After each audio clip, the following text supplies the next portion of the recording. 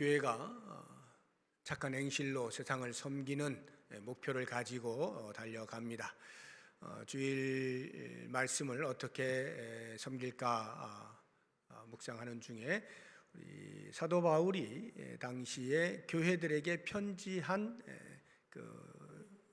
신약 성경들이 있습니다. 그것들을 제가 이제 짧으니까 이렇게 계속 이어서 강의하면서 그 당시에 교회들에게 주신 말씀들 우리에게 적용하면서 같이 묵상하고 또 삶 가운데에서 살아내는 그런 한 해가 되면 좋겠다 해서 이제 처음 시간으로 골로새서를 선택하여서 같이 묵상을 해보고자 합니다. 이 골로새서는요, 에베소서, 빌립보서 그리고 빌레몬서와 함께 옥중서신이라 불리는 네 권의 책 가운데 이제 하나입니다. 옥중서신이라고 하는 말은 바울이 옥에 있는 중에 쓴 편지다 이런 뜻인데요. 실제로는 이제 로마에 갔을 때 미결수로 갔기 때문에 가택연금과 같은 그런 상태로 있었던 때가 있죠. 바로 그때에 이 네 권의 책을 썼던 겁니다. 그래서 이 골로새서도 역시 마찬가지로 그 당시에 쓴 편지라고 보시면 되는데, 이 골로새는 이제 지역 이름이죠. 어디에 있었는가 하는 것을 지도를 통해서 잠시 여러분들에게 소개를 해드리도록 하겠습니다.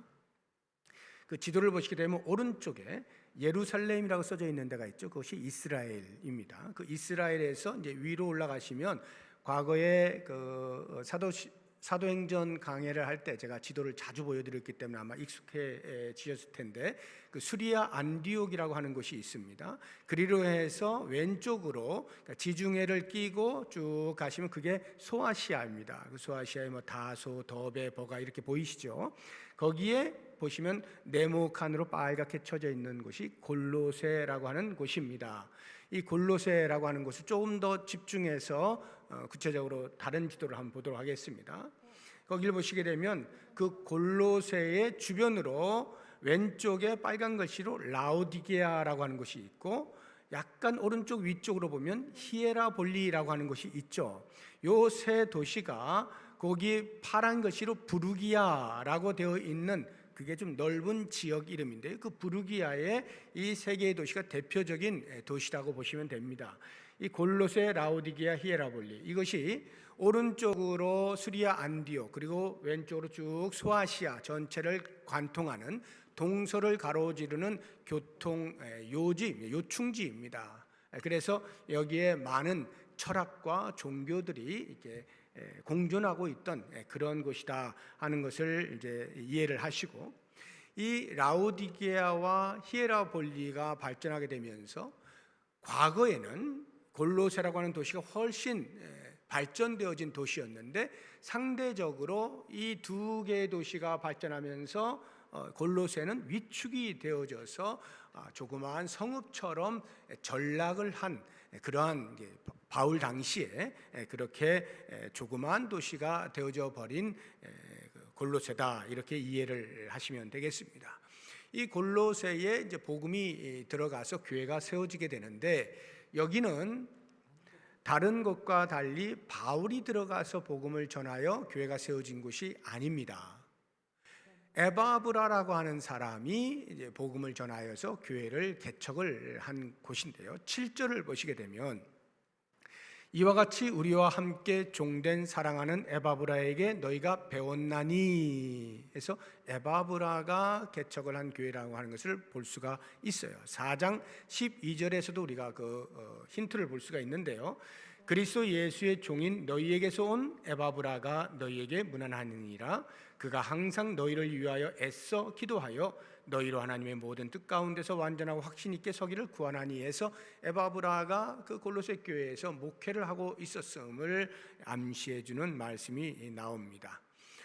이 골로새 교회는 이미 말씀을 드린 것처럼 각종 철학과 그 종교들이 공존하게 되면서 불건전한 이단 사상들이 골로새 교회 안에 침투를 하게 됩니다. 그래서 그것과 맞서 싸우는 치열한 영적 전쟁 가운데 있던 교회입니다. 이 에바브라라고 하는 사람은 고향이 골로새예요. 그런데 사도 바울 선교팀이 에베소에서 두란노 서원이라고 들어보셨죠? 그곳에서 약 2, 3년 동안 말씀을 가르치게 됐는데, 그 당시에 복음을 듣고 배우고 받아들이게 되어져서 고향으로 가서 그 골로새에서 복음을 전하면서 교회를 세운 사람이라 이렇게 보시면 되겠습니다. 이 바울이 골로새서라고 하는 이 골로새 교회에 대해 편지를 쓸 때 옥중에 있었다 그랬죠. 로마의 가택연금 상태에 있었는데 그때의 에바브라가 바울과 같이 있어요. 그 이야기는 그 골로새의 그 어려운 문제, 이단 사상에 대하여 치열하게 싸우고 있는 그런 문제들에 대해서 사도 바울에게 뭔가 조언을 얻기 위하여 에바브라가 찾아간 겁니다. 그때에 그 자리에 함께 있으면서 사도 바울이 편지를 쓰게 된 거예요. 우리 빌레몬서 1장 한번 보겠습니다. 23절인데요. 그리스도 예수 안에서 나와 함께 갇힌 자 에바브라. 여기 함께 갇혔다는 것이 그 가택연금 상태에 같이 있었다 이 말인데, 빌레몬서도 역시 골로새에 보낸 거예요. 골로새서는 골로새 교회에 보낸 것이고, 빌레몬서는 골로새 교회의 성도였던 빌레몬 개인에게 보낸 편지인데, 이 골로새서와 빌레몬서가 거의 동시에 쓰여져서 에바브라 편을 통하여서 이제 전달이 된 것입니다. 그래서 이 에바브라는 골로새 출신이지만 골로새 지역에서만 복음을 전한 것이 아니라 그 인근에 이미 말씀을 드렸던 라오디게아나 히에라볼리, 거기에도 복음을 전했던 것을 우리가 볼 수가 있는데요. 우리 골로새 4장 13절을 보시면, 그가 너희와 라오디게아에 있는 자들과 히에라볼리에 있는 자들을 위하여 많이 수고하는 것을 내가 증언하노라 해서 그 주변까지도 복음을 전했던 사람이라는 것을 알 수가 있습니다. 그래서 이 골로새서는 에바브라의 요청에 따라서 사도 바울이 쓴 편지인데, 그가 제일 먼저 기록을 하고 있는 1절을 보시게 되면 하나님의 뜻으로 말미암아 그리스도 예수의 사도된 바울이라고 자기 자신을 사도로 소개를 하고 있습니다. 이 사도라고 하는 그 언어상의 의미는 보냄을 받은 자라는 뜻이에요. 그런데 그냥 보냄을 받은 것이 아니라 특별한 명령을 받아서, 특명을 받아서 수행하기 위하여 보냄을 받은 자, 이것이 사도의 뜻입니다. 이 사도는 예수님의 제자들이 사도죠. 그런데 예수님도 사도라고 일컬어집니다. 우리 히브리서 3장 1절을 보시면 이렇게 예수님을 말하고 있어요. 그러므로 함께 하늘의 부르심을 받은 거룩한 형제들아, 우리가 믿는 도리의 사도이시며 대제사장이신 예수를 깊이 생각하라 해서 예수님을 사도라고 소개를 하죠. 왜 그렇습니까? 하나님께로부터 하늘에서 이 땅으로 보냄을 받으신 분이기 때문에. 어떤 특명을 받고요? 인류의 구원이라고 하는 특명을 받아서 수행하기 위하여 이 땅으로 보냄을 받으신 분이시기 때문에 예수님을 사도라 이렇게 말하고 있는 거예요. 그와 같은 예수님께서 또다시 제자들을 세상으로 보내시죠. 우리 마태복음 28장 19절 20절을 지상대명령이라고 하는데 한번 보시죠. 그러므로 너희는 가서, 어디로 가라는 거예요? 세상으로. 그러니까 예수님께서 제자들을 세상으로 보내시는 겁니다. 너희는 가서 모든 민족을 제자로 삼아 아버지와 아들과 성령의 이름으로 세례를 베풀고 내가 너희에게 분부한 모든 것을 가르쳐 지키게 하라는 이 특명을 제자들에게 주시면서 세상을 향하여 보내시는 겁니다. 그래서 예수님에 의해서 특명을 받고 세상으로 보냄받은 제자들을 가리켜서 사도라고 부르는데, 바울도 역시 그와 같은 사도라고 이야기를 하고 있는 것입니다. 자기 스스로를 가리켜서. 그래서 이렇게 자기 자신을 사도라 소개하는 데는 두 가지 목적이 있는데, 하나는 회상을 하는 거예요. 과거의 자신의 모습과 지금의 은혜 받은 자의 모습에 대한 그 회상을 하는데, 과거에 사도 바울이 사울로 있었을 때 예수 믿는 사람을 박해를 하지 않습니까? 가는 곳곳마다 찾아서 예루살렘으로 불러들이고 이렇게 박해를 하던 사울이 예수님을 만나게 되면서 완전히 180도 달라진 인생을 살죠. 그러면서 사도로 부름을 받아서 거룩한 복음의 전도자, 이방인의 빛으로 살게 되어지는 이 놀라운 은혜. 사도 바울의 입장에서 보게 되어지면 과거의 자신의 모습은 버러지 인생이었어요. 그런데 주께서 불쌍히 여기셔서 찾아오셔서 새로운 인생으로 거듭나게 해주셨을 뿐만 아니라 충성되이 여겨서 직분을 맡기셔 복음을 전하는 자로 살게 해주신, 사도로 살아갈 수 있게 해주신 그 놀라운 은혜에 대한 회상으로서 나는 하나님의 뜻으로 말미암아 예수 그리스도의 사도다, 이렇게 자기 자신을 소개하고 있는 것이며, 또 다른 하나는 권위를 위해서 자기 자신을 사도로 소개를 합니다. 골로새 교회는 바울이 복음을 전하여서 세운 교회가 아니라고 말씀을 드렸죠. 그러니까 사실상 골로새 교회 성도들은 사도 바울을 잘 모릅니다. 물론 에바브라를 통해서 많은 이야기를 들었겠습니다만 직접적인 관련이 없어요. 그러다 보니까 그가 편지를 써서 그 내용을 그들에게 신뢰받게 하기 위해서는, 권위를 세우기 위해서는 자기 자신이 자기 마음대로 자기가 좋아서 그냥 복음을 전하는 사람으로 사는 존재가 아니라 철저하게 하나님의 뜻으로 말미암아서 보냄을 받은 자임에 대한 권위를 입증을 해야 되는 거죠. 나는 하나님 뜻으로 말미암아 예수 그리스도의 사도가 되었다 하는 것을 먼저 밝히면서 이 편지의 무게를 그들에게 이제 전달을 하고 있는 모습을 볼 수가 있습니다.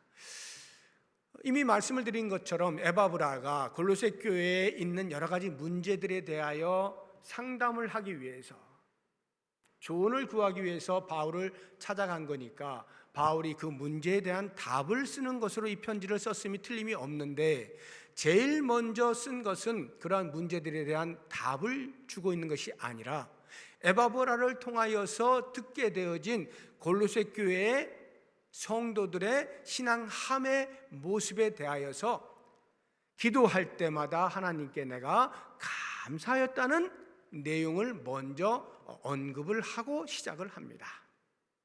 그래서 오늘 말씀의 제목이 바울의 감사인데요, 그가 골로새 교회 성도들을 위하여 기도할 때마다 감사합니다, 감사합니다 이렇게 기도를 했다 이 말이에요. 그러면 무엇 때문에 그렇게 감사를 했을까? 그것은 골로새 교회 성도들의 삶을 통하여 열매가 맺혀진, 그래서 그 믿음이 점점 자라는 것에 대하여 듣게 되어져서 감사를 했다. 그게 6절에 나오는 말씀입니다. 이 복음이 이미 너희에게 이름에 너희가 듣고 참으로 하나님의 은혜를 깨달은 날부터 너희 중에서와 같이 또한 온 천하에서도 열매를 맺어 자라는도다. 열매를 맺는 삶에 대하여 소식을 듣고 감사했다, 이런 이야기를 하고 있는 것입니다. 그럼 열매를 맺을 때, 우리가 열매를 맺는다면 어떻게 열매를 맺을 수 있을까? 다시 6절을 보시면 흥미로운 것이, 복음이 이미 너희에게 이름에 너희가 듣고, 복음을 들어야 돼. 일단 복음이 들려져야 삶이 바뀌는 거예요.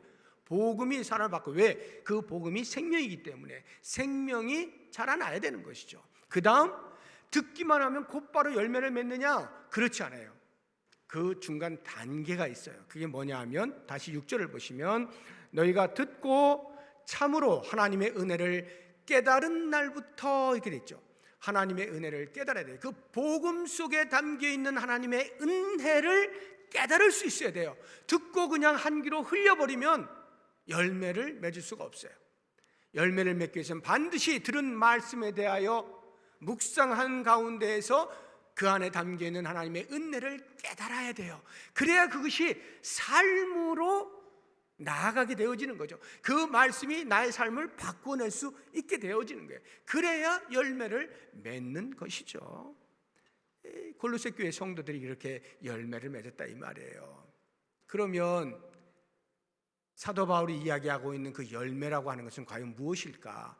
골로새 교회 성도들이 맺었던 그 열매가 무엇이길래 그것을 듣고 감사의 기도를 올려드렸을까 하는 이 열매의 내용, 이것을 이제 우리가 같이 묵상하면서 우리도 그와 같은 열매를 맺으면 좋겠다 하는 도전을 이제 받고자 하는 것입니다. 세 가지가 있는데요.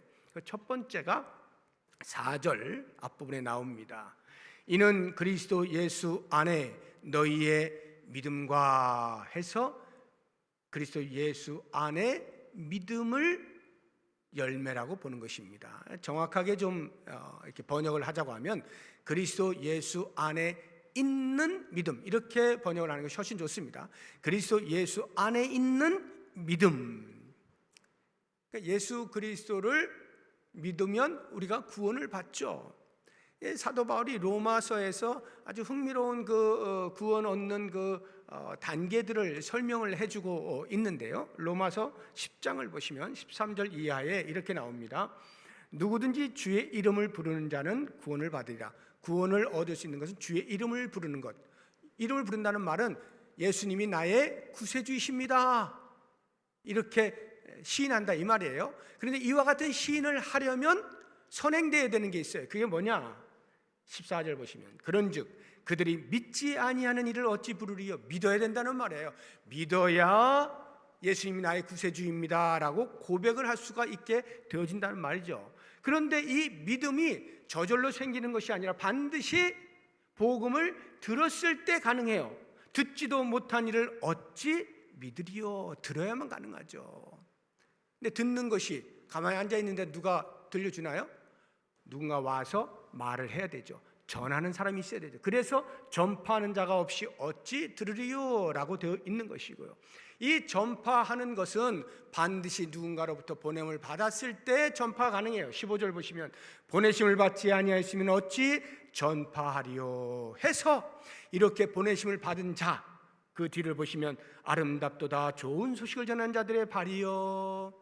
보냄을 받은 자가 얼마나 복된 인생이냐 하는 것을 이야기하면서 이 에바브라가 사도 바울로부터 골로새로 보냄을 받죠. 그리고 그곳에서 복음을 전하지 않습니까? 전한 복음을 골로새의 사람들이 듣게 되어진 것이고 들으면서 믿음이 생기고 그 믿음으로 말미암아 예수님이 나의 구세주입니다라고 고백을 하여서 골로새의 구원의 역사가 일어나고 교회가 세워지게 된 것이죠. 그래서 그 골로새 교회 성도들의 마음속에는 믿음이 발생하게 되어지는데 이 믿음으로 인하여서 그들의 인생이 송두리째 바뀌죠. 어둠의 자식이었다가 하나님의 자녀로 신분의 변화가 일어나죠. 어둠 속에 살다가 생명의 나라로 옮겨지게 되어지는 인생 자체가 완전히 180도 달라지는 그러한 삶을 살게 되지 않습니까? 그런데 그렇게 인생이 송두리째 바뀌어지는 이 믿음을 갖는다는 것, 그리스도인이 된다는 것이 그 당시에는 결코 만만한 이야기가 아니었습니다. 위험을 감수해야 되는 것이에요. 어떤 위험입니까? 로마가 박해를 하죠. 뿐만 아니라 그러한 박해와 더불어서 주변 같이 살아가는 주민들이 소외를 시키죠. 무시하죠. 조롱을 하죠. 멸시하죠. 심지어는요 불이익을 끼치죠. 더 나아가면 때로는 믿음 때문에 죽게 되어지는 일이 발생합니다. 순교가 일어나게 되어진 게, 그 당시에 예수를 믿는다라고 하는 말은 결코 쉬운 이야기가 아닌 거예요. 자기에게 불이익이 있고 심지어는 죽게 되어지는 것까지도 감수하는 거예요. 그렇다고 하면 우리가 오늘날 우리가 믿는다라고 할 때는 어떻습니까? 우리가 오늘날에 예수를 믿는다는 것, 그리스도인이 된다는 것은 어떤 의미입니까? 오늘날도요 예수 믿는 거 쉽지 않습니다. 물론 내용은 정반대예요.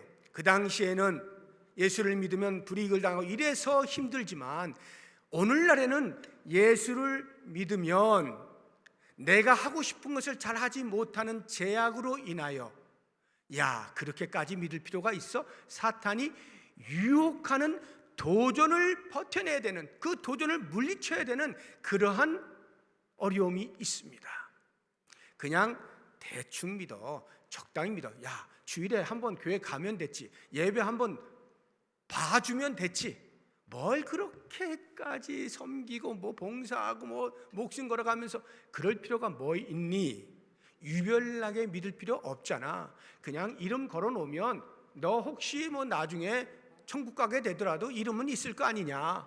그냥 대충 살면서 너의 삶을 즐겨라 하는 이와 같은 사탄의 속삭임, 유혹이 너무 거센 거예요. 그만큼 세상에 즐거운 게 널려 있어요. 믿음을 제대로 지키려고 하면 그런 것들을 다 누리질 못해요. 그러니까 손해보는 일이 많은 거예요. 사도 바울도 이야기하잖아요. 우리에게 부활이 없으면 예수 믿는 사람보다 더 불쌍해 보이는 사람이 없을 것이다. 아무것도 즐기지 못하다가 부활도 못하고 이거 뭐 하는 것인가? 이렇게 된다 이 말이죠. 오늘날에 예수를 믿는다는 것, 그 당시에는 믿음이라고 하는 것은 버티는 거예요. 박해로부터, 위협으로부터 버티는 거예요. 그런데 오늘날의 믿음은요, 사탄의 유혹으로부터 뿌리치는 거예요. 물리치는 거예요. 내용은 다르지만 믿음을 지킨다라고 하는 데에서는 같아요. 쉽지 않아요. 그 당시도 쉽지 않았고요. 오늘날에도 믿음을 지키는 거 쉽지 않습니다. 저는 제 마음속에 이제 목회를 하면서 성도들을 이렇게 삶을 볼 때 감사한 마음도 있을 거 아니에요. 이러저러한 이유들로 인해서 참 감사하다 하는 것들이 있잖아요. 그 가운데서도 새신자가 이제 막 복음을 듣고 믿음을 이제 싹 틔우는 사람이 점점 믿음이 자라나서 성도들 앞에서 나도 이제 예수 믿는 사람입니다 하고 공언하면서 세례를 받을 때, 그리고 세례받는 것을 끝나지 아니하고 점점 믿음이 자라나서 교회의 중추적인 일꾼으로 세워질 때 뿐만 아니라 사회에서 당당하게 나는 그리스도인임을 밝히고 그리스도인답게 살아가는 모습을 제 눈으로 보게 되어지면 얼마나 큰 감격이 있는지 몰라요. 정말 하나님 앞에 감사의 마음이 있어요.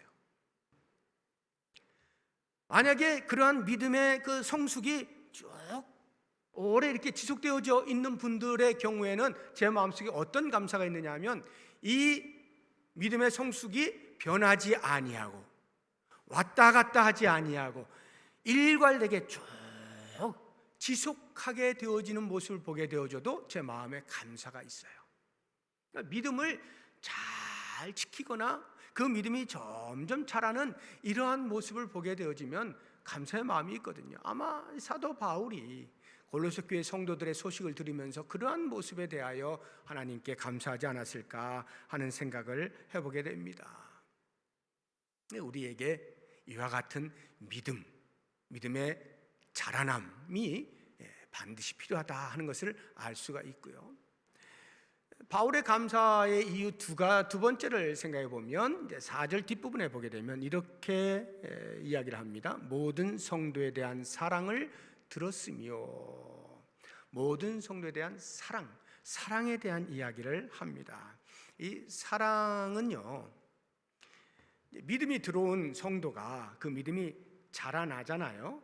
그러면 사랑의 대상이 바뀌게 됩니다. 믿음이 약할 때는요, 초기에는 자기 사랑이 많아요. 나를 사랑하는 게 많고 또는 세상을 사랑해요. 세상을 사랑하는 것이 주였어요. 그런데 믿음이 점점 자라잖아요. 그러면 그 사랑의 대상이 나에서부터 다른 사람에게로 옮겨갑니다. 주변이 보이기 시작한다 이 말이에요. 그래서 가족 안에서도 나만 하던 그런 이기적인 마음에서 가족 식구들이 보이게 되어지고, 교회 안에서 다른 형제 자매가 보이게 되어지고, 세상에서 이웃이 보이기 시작하는 거예요. 믿음이 자라면 반드시 이렇게 사랑의 대상이 변하게 되어 있습니다. 사랑의 행위는요, 내 안에 거하고 있는 믿음이 참되다는 것, 또는 내 안에 있는 믿음이 점점 자라고 있다는 것에 대한 외적인 증거입니다. 사랑을 통해서 우리 안에 믿음이 있음을, 우리 안에 믿음으로 말미암는 영생이 있음을 증명할 수 있는 거예요. 그래서 사도 요한이 이렇게 이야기를 하고 있어요. 요한일서 3장 14절 이하를 보시면, 우리는 형제를 사랑함으로 사망에서 옮겨 생명으로 들어간 줄을 알거니와. 형제를 사랑한다 해서 사망으로 옮겨 생명으로 갑니까? 우리가 사망에서 생명으로 가는 것은 앞서 제가 말씀드린 것처럼 믿음이라 했잖아요. 믿음. 예수 그리스도를 믿는 믿음이 우리를 사망에서 생명으로 옮기는 거예요. 어둠의 자식에서 하나님의 자녀로 신분을 바꿔주는 거예요. 그런데 왜 사도 요한은 지금 형제를 사랑함으로 이렇게 이야기를 했을까요? 그것은 믿음의 증거가 사랑에 있다 이 말이에요. 사랑을 통해서 그 안에 믿음이 있음을 본다는 거예요. 그래서 그 뒤를 보시면 사랑하지 아니하는 자는, 다시 14절, 사랑하지 아니하는 자는 사망에 머물러 있느니라. 사랑하지 아니하는 자는 그 안에 믿음이 없는 것과 같다는 거예요. 15절, 그 형제를 미워하는 자마다 살인하는 자니 살인하는 자마다 영생이 그 속에 거하지 아니하는 것을 너희가 아는 바라. 형제를 사랑하지 아니하면 그 안에 믿음이 있다 할 수 없다는 말이에요. 믿음으로 말미암아 영생이 없다는 말이죠. 굉장히 엄중한 말입니다. 잘 우리가 이해를 해야 되는 거예요. 그래서 우리의 믿음은요, 반드시 그 믿음이 참되다는 것을 사랑의 행위를 통하여서 증명을 해낼 수 있어야 하는 것입니다. 그런데 우리가 경험상으로 사랑이 쉽습니까? 쉽지가 않잖아요. 내 감정에서 누군가를 미워한다고 할 때 그것을 사랑해야지 한다고 해서 금방 됩니까? 잘 안 되죠. 그래서 성경은 말하는 거예요. 너 힘으로는 안 된다, 이렇게 이야기하는 거예요. 오직 성령이 그 사랑을 가능하게 해준다 이야기하는 것이 8절입니다. 오늘 본문 8절 보시면 성령 안에서 너희 사랑을 우리에게 알린 자라고 에바브라를 사도 바울이 소개하고 있어요. 그러니까 에바브라가 그 골로새 교회 성도들의 사랑을 바울에게 말해주었다는 얘기인데, 이 한글 성경을 잘못 오해를 하시면 성령 안에서 너희 사랑을 우리에게 알린 자, 성령 안에서 우리에게 알려주었다, 즉 어떤 텔레파시 같은 것을 통하여서 너희의 사랑을 우리에게 말해주었어, 이렇게 혹시 오해를 하시면 안 됩니다. 이 이야기는 성령이 너희가 서로 사랑하는 것을 가능하게 해주었다 하는 의미예요. 그러니까 성령 안에서의 사랑, 이렇게 보셔야 되는 겁니다. 골로새 교회 성도들이 피차에 사랑한다라고 할 때 그것은 성령 안에서 성령이 가능케 하는 대로 그렇게 사랑한 것을 우리에게 말해주었다, 이런 뜻이에요. 그래서 우리가 누군가를 사랑한다 하는 것은, 사랑할 만한 사람을 사랑하는 것은 그렇게 어렵진 않잖아요. 서로 이렇게 사랑이 느껴지고 이런 사람들과 사랑하는 것은 사실상 그렇게 어렵지가 않습니다. 그냥 그 사랑을 더 키워가면 돼요. 그런데 잘 그게 안 되는, 감정상 교류가 잘 안 되는 이런 경우 있잖아요. 그때 어떻게 하라는 거예요? 무릎을 꿇으라는 거죠. 하나님, 제 힘으로는 안 됩니다. 제 힘으로는 안 됩니다. 성령이여 도와주옵소서. 성령께서 주시는 힘으로 사랑하게 하옵소서. 이렇게 하면서 사랑의 폭을 넓혀 나가라는 거예요. 사랑의 대상을 계속 넓혀 나가라는 거예요. 성령으로만이 가능하다 하는 것입니다. 이 사랑에 대해서 언급을 할 때 사도 바울이 하나님께서 우리를 사랑하셔서 그 사랑으로 말미암아 우리에게 믿음이 생기고, 당연히 그 하나님을 우리가 사랑하잖아요. 그리고 그 하나님을 사랑한 것에 대한 이웃과의 반영이 형제 사랑 아닙니까? 그런데 이 하나님을 사랑하는 내용이 전혀 안 나오잖아요. 하나님 사랑하는 건 안 나오고 형제 사랑, 이웃 사랑에 대한 이야기만 좀 하고 있는 이유는, 이웃 사랑이, 형제 사랑이 하나님을 사랑함에 대한, 하나님을 사랑하는 것이 전제될 때만이 가능한 것이기 때문에 굳이 이야기를 하지 않는 거예요. 그러니까 하나님을 사랑하는 것은 이미 전제되어져 있는 거예요. 그렇게 보여질 때에 우리가 눈으로 보는 형제를 사랑하지 아니하면서 보이지 아니하는 하나님을 사랑한다는 것은 거짓이다라고 이야기를 하는 것입니다. 하나님 사랑합니다 라고 말은 하는데 형제는 사랑하지 않아요? 그러면 이 말하는 것이, 이 고백이 거짓이라는 거예요. 이게 사도 요한이 이야기하고 있는 거예요. 요한일서 4장 한번 보겠습니다. 20절인데요. 누구든지 하나님을 사랑하노라 하고 그 형제를 미워하면 이는 거짓말하는 자니, 보는 바 그 형제를 사랑하지 아니하는 자는 보지 못하는 바 하나님을 사랑할 수 없다. 하나님을 사랑한다 함을 증명하고 싶으냐, 형제를 사랑하라는 거예요. 형제 사랑하는 것이 곧 하나님 사랑을 증명해 내는 것이다. 그렇기 때문에 사도 바울은 굳이 형제 사랑 말고 하나님을 사랑해라 라고 하는 말을 굳이 할 필요가 없었던 거예요. 그것만 보면 하나님을 사랑하고 있는 것을 알 수가 있기 때문이죠. 우리 교회가 착한 행실로 세상을 섬기는 교회라는 표어를 가지고 2022년을 이제 출발합니다. 세상이라고 하면 제가 가정과 교회와 사회 전체를 다 말씀을 드렸어요. 그 대상에 대하여서 우리가 이제 착한 행실을 하는 거예요. 착한 행실은 크게 하나님의 공의와 하나님의 사랑, 이 두 가지를 착한 행실이라 했습니다. 그 가운데 우리가 지금 사랑에 대해서 생각을 하고 있는 것인데, 이 사랑을 베푸는 것을 통하여서 우리 안에 주를 향한 믿음이 참 믿음인 것을 증명해낼 필요가 있는 것입니다.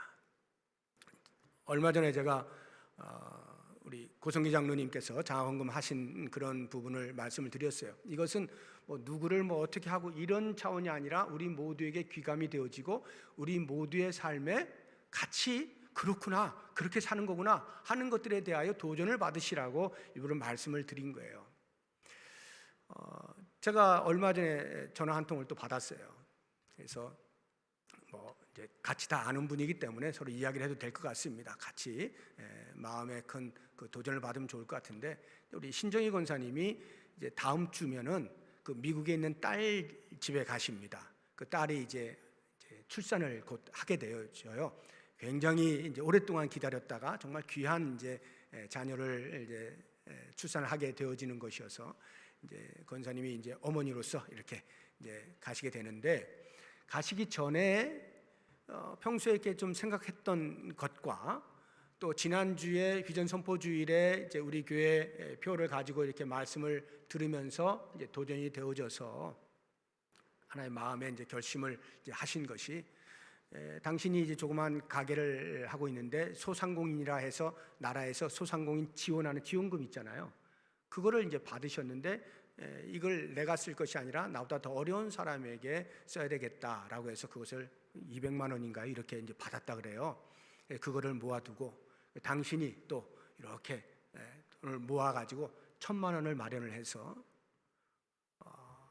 꼭 필요한 곳에, 저는 하나님께 주신 그 은혜에 대하여서 어떻게 내가 갚을까, 나보다 더 어려운 사람에 대해서 해야 되겠다 하는 이런 마음을 주셔가지고 이제 한다라고 이렇게 하시면서 1,000만 원을 이제 헌금을 하셨어요.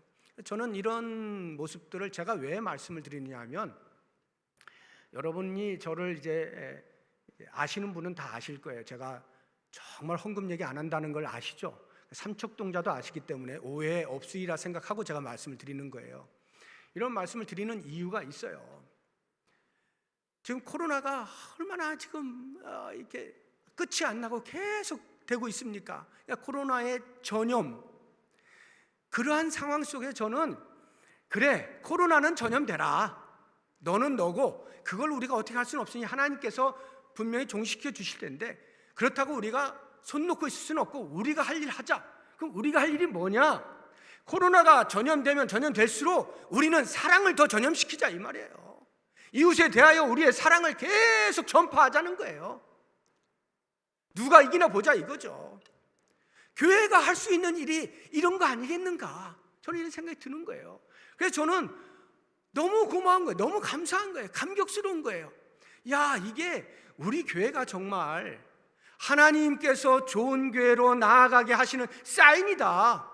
계속해서 이와 같은 일들이 넘쳐나면 감히 코로나가 우리를 막을 수 있겠는가? 코로나로 해서 우리가 위축된 채 그냥 끙끙거리고 있겠는가?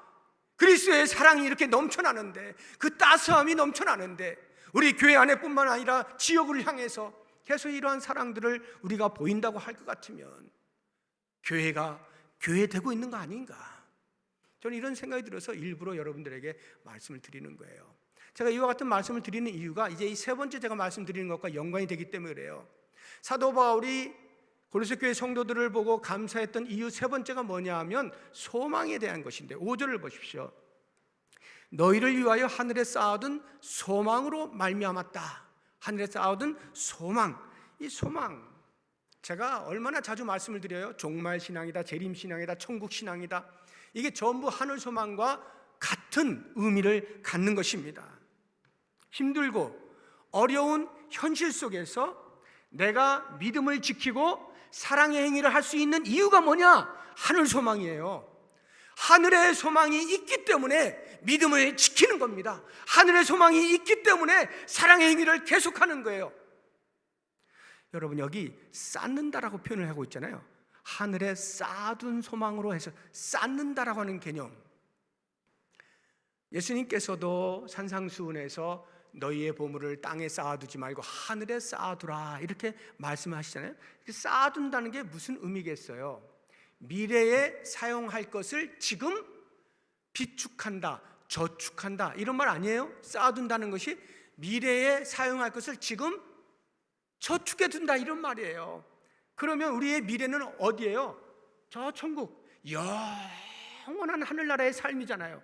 그 영원히 살아가게 되어질 하늘나라의 삶을 이 땅에 잠시 우리에게 주어진 기회로서의 점과 같은 이러한 인생 속에서 준비를 잘 하는 거죠. 이게 뭐예요? 사랑의 행위. 그 사랑의 행위가 미래에 영원히 살아가게 될 하늘나라에서 받을 상을 준비하는 거란 말이죠. 그러면 이 땅에서는요, 우리가 주머니를 꺼내서 내 것이 나가게 되면 손해인 것 같고 내가 나가면 뭔가 내가 좀 못 살 것 같고 이런 생각이 들지 않습니까? 그런데 사실은 그것이 아니다 이 말이에요. 미래를 준비하는 지혜라는 말이죠. 저 하늘나라에서 상을 받으면서 영광스럽게 살아갈 그 삶에 대한 준비를 이 땅에서 우리가 하고 있다는 말이에요. 사랑을 많이 하면 할수록 준비가 잘 돼 있는 거죠. 많이 쌓는 거예요.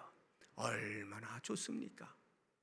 이 땅에서도 우리의 섬김을 통하여 누군가가 유익을 얻게 되어질 때의 기쁨이 있지만 저 천국에서 우리의 영원한 삶 속에서 하나님께서 그래 참 잘했다 하고 그에 걸맞은 상을 주시니 그 상을 받으면서 누리게 되어질 그 영광스러운 미래를 생각하면서 이 땅을 준비하는 거예요. 이게 하늘 소망이다 이 말이에요.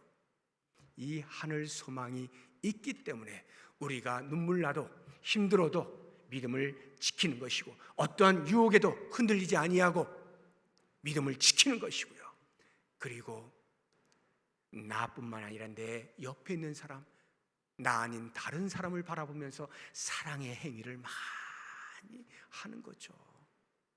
저는 우리 교회가 이런 교회가 되기를 원해요. 믿음으로 견고한 뿌리를 내리고 사랑의 행위를 하되 넘치도록 하고 무엇보다 하늘의 소망을 가지고 지혜롭게 영혼의 삶을 위하여 이 땅에서 준비하는 그러한 삶. 그래서 누군가가 우리 교회를 평가할 때, 야, 부평동북교회 성도들 정말 감사하지. 그래, 이렇게 믿음을 지키는 사람들이지. 이렇게 사랑을 많이 나누는 사람들이지. 그래, 하늘의 소망을 가지고 사는 사람들이야.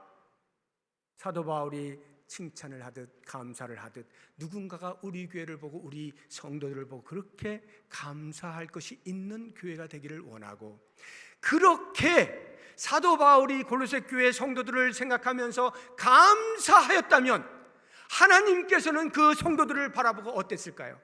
너무나 기뻤겠죠. 너무나 기뻐하셨을 거예요. 그래, 너희들이 그런 믿음을 지키는구나, 그런 사랑을 나누는구나, 그래, 그 하늘 소망을 가지고 살아가고 있구나. 얼마나 기뻐하셨겠어요. 우리 교회를 바라보시고 하나님께서 크게 웃으실 수 있는, 그래 착하고 충성된 종들아 칭찬하시는 그런 교회 될 수 있기를 주의 이름으로 축복합니다. 기도하겠습니다.